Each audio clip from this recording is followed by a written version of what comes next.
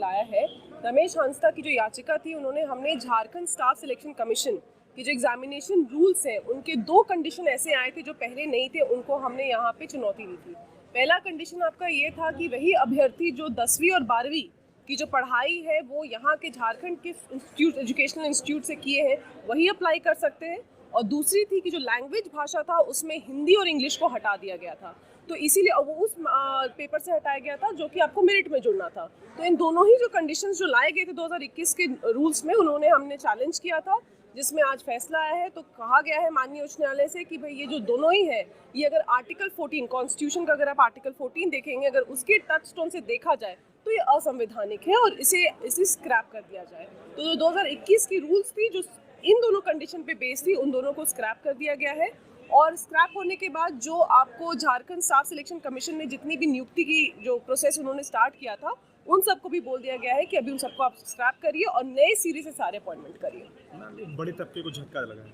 जी, ये बात तो है, लेकिन देखा जाए तो कोर्ट ने कहा था, मुझे याद है, कोर्ट ने कहा था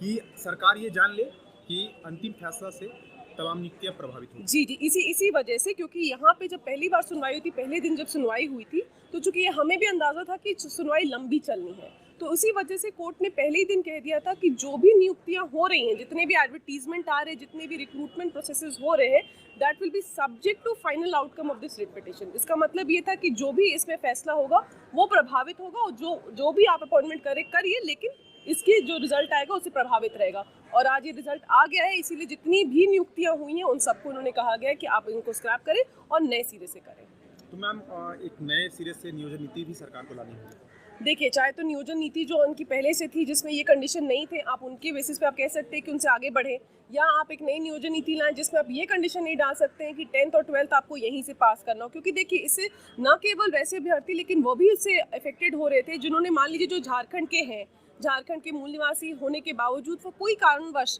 उनके पिता का ट्रांसफर हो जाए या माता का ट्रांसफर हो जाए, उनको बाहर जाना पड़ रहा था। इस वजह से 10th और 12th की परीक्षा वो किसी कारणवश, निजी कारणों की वजह से यहाँ से न दे पाए, लेकिन है वो मूलतः झारखंड से, इस वजह से भी वो अगर नहीं पार्टिसिपेट करवा रहे थे, ये तो अन्याय की बात थी। तो ये सबको कोर्ट में ध्यान में रखते हुए कहा कि नहीं, ये एक आर्टिकल 14 जो होता है उसका एकदम गलत तरीके से आप नहीं इस तरह से इस्तेमाल कर सकते, और आपको इन सभी को आपको मौका देना। सुप्रीम कोर्ट में अगर इसे चैलेंज